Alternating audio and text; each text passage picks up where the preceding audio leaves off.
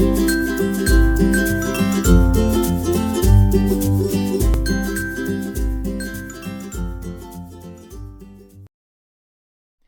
there, it's Leslie Oman from Hungry Heffy Crafts, and today I've got this dinosaur Polaroid card, and I'm using Copic today. It's one of my first videos with Copics. I'm by no means an expert, but let's get cracking on the card.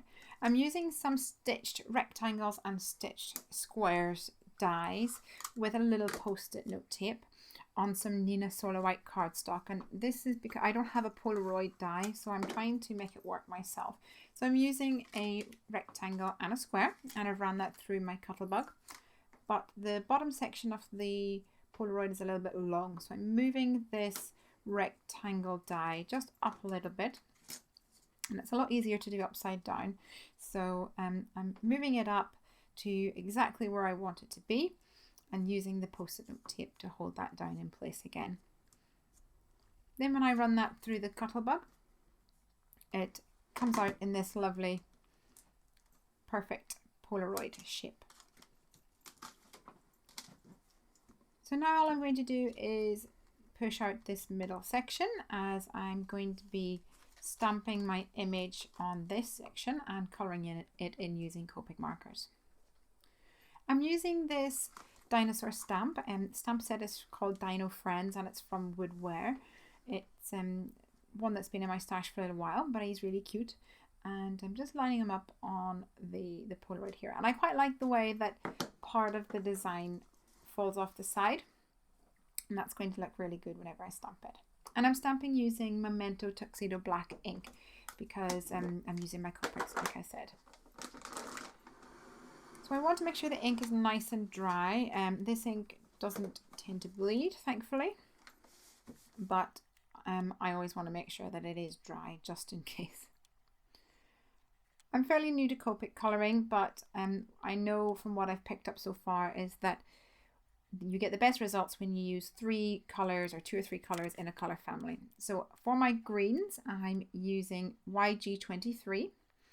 G14 for my mid-tone, and then YG63 for the darker. And I'm laying down lots of colour and then going back with my lighter one to blend it all out. Next off I'm going to do his belly, and for my yellow tones I'm using Y06 and Y15. I'm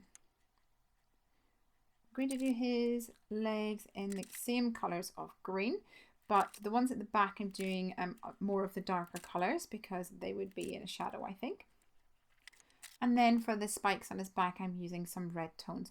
For my reds I'm using R27 and R59 for the darker bits. For his spots I did lots of different colours. I started off with this pinky colour, which is R20, also for a little bit of blush on his cheeks, and then went back in with V12, R27 and RV34.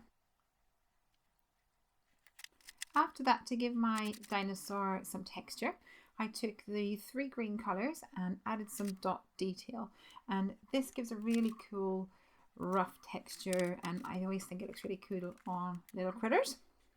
Afterwards, for the background, I used B32 to go all around the outside of my dinosaur, so it looks like he's holding a balloon on a sunny day. After all, it's supposed to be a Polaroid photograph. I did a cross hatch with the blue because I wanted all the blue to blend nicely into one another. For the balloon, it's actually off camera, should I say, for the Polaroid. So I'm stamping it again on a little piece of cardstock, colouring it in with the yellow tones, the same as what I used for his belly.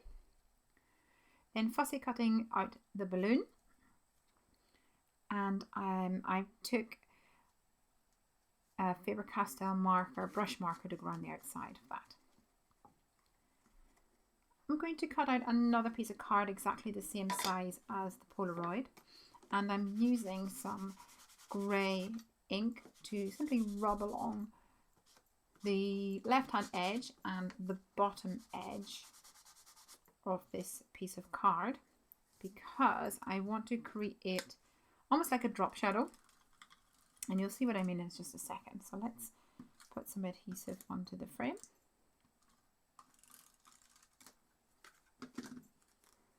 and I'm going to pop this up here, but I'm going to leave a small, just like 1-2 millimeter gap along the bottom and along the left, so it looks like I've got a drop shadow on the Polaroid.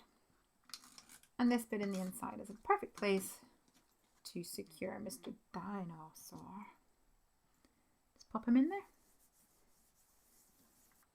Next up, my balloon.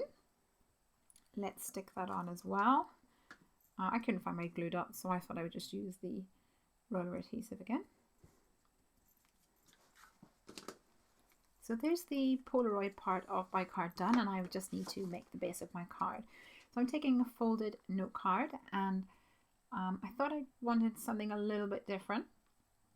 So I'm masking off a strip on the far left hand side of my card, and I've mounted these 2 little stamps that came in that same stamp set, and they're little dino footprints. So with the same grey ink, I'm stamping a little border along this left hand side. Now, it's very subtle, so I'm going in over the top with a blending tool just to bring a bit more of the grey colour onto that border strip. And when I remove the washi tape, you can see it a bit clearer. I wanted to add a little pop of yellow, so I'm taking some jelly bean soup paper, and I have stuck that down with some thin double-sided sticky tape, and I burnished it down with my bone folder. To stamp my greeting, I am using a piece of washi tape to create a straight line, so I know that it's actually straight on my card.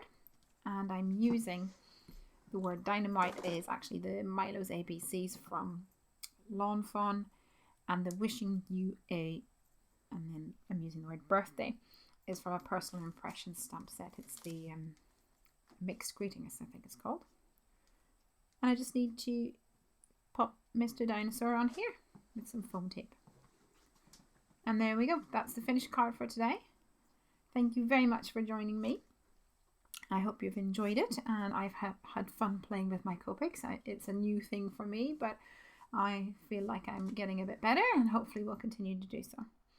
Thanks again for stopping by. Please hit the thumbs up button if you like what you see, and hop on over to Hungry Heffy Crafts for more. Bye!